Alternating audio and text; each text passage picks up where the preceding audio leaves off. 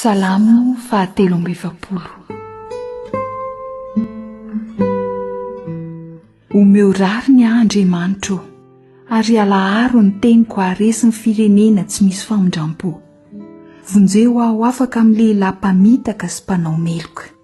Fa ianao n'Andriamanitry ny heriko, nahoana ny manary ahy ianao? Nahoana ny mandeha mijoretra noho ny fampahorian'ny fahavaloko? Ampandehano ny fahazavanao sy ny fahamarinanao.